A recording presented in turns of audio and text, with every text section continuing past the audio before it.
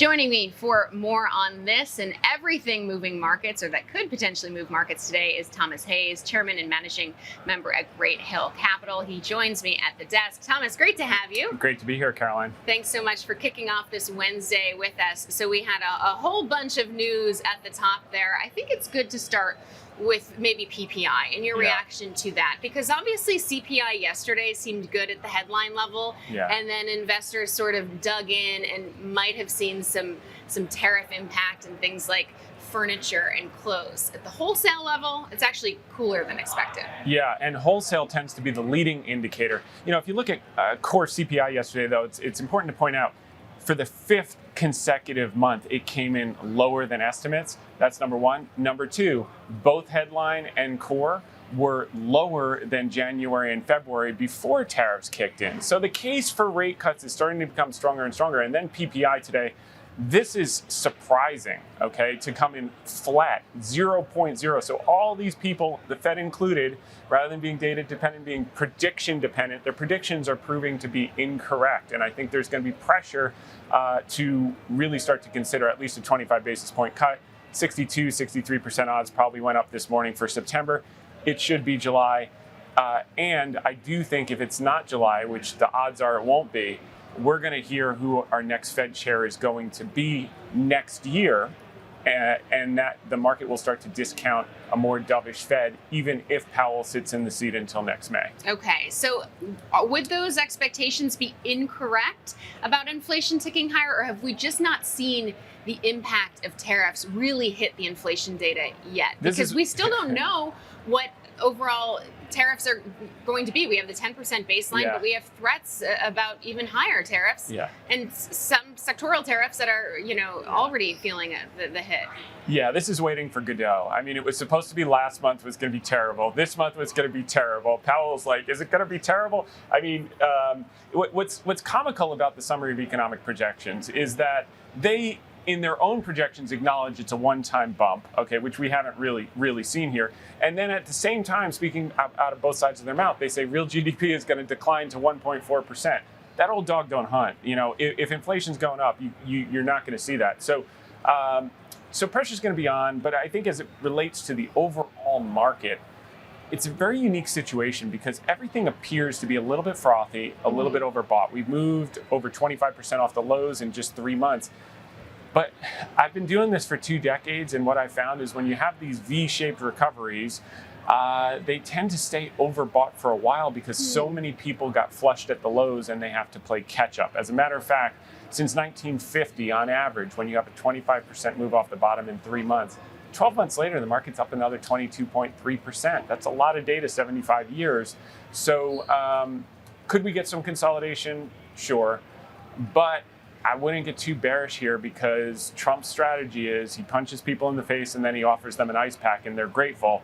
So yes, he escalates. He asks for 300 basis points of cuts. Maybe he gets 100. He asks for 30% or 50% or 100% tariffs. He winds up with 10 or 20, which is more than anyone thought he could get a year ago. And it's proving to be positive. We ran a budget surplus last month. Record tariffs collected, $27 billion.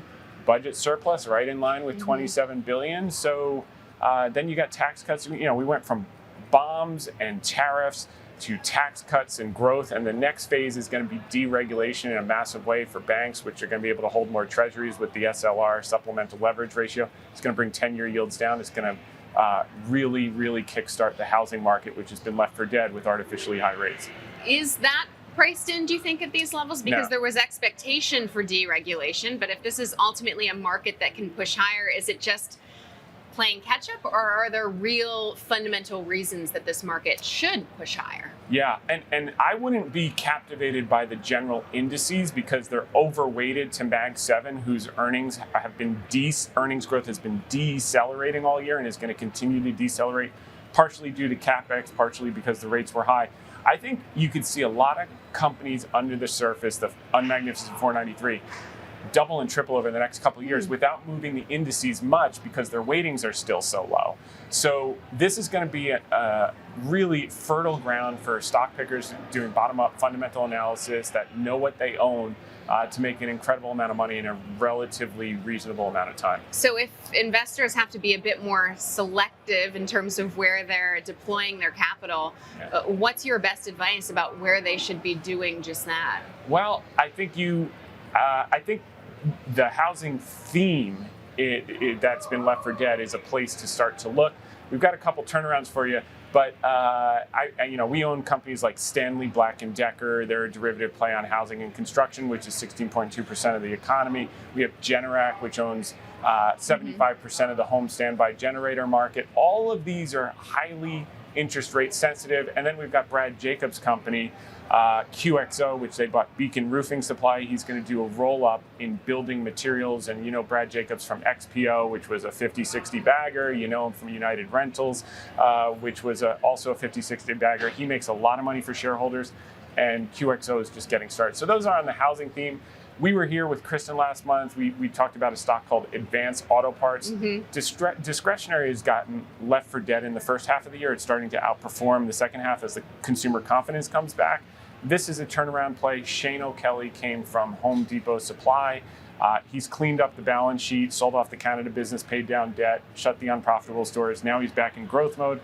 100 new stores in the next 3 years. The stock has doubled off the lows from last month. It's going to double again over the next couple of years. He's a winner.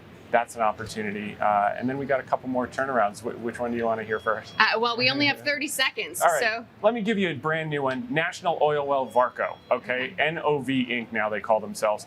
Leader in onshore and offshore drilling rigs. This is a way to get exposure to the energy sector. The demand for energy is going to continue to grow massively without taking massive underlying price risk, because we don't know what the price of oil is going to do tomorrow or the next day.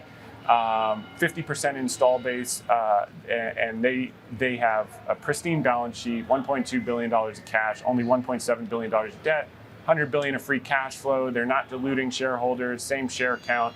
So it's a hugely leveraged, operating leverage play on the recovery in rig count over the next 2-3 years. We are going to drill, baby, drill, but we need rates to come down for it to be economic at $60, $70, and they'll be a key beneficiary. okay, it looks like you can potentially buy that dip. That one's down 12% year to date. Advanced Auto Parts up more than 30% year to date. We have to leave it there. Thomas Hayes, always appreciate your stock picks and your insights. Thanks so much. Thanks for having me. That's Thomas Hayes, Chairman and Managing Member at Great Hill Capital.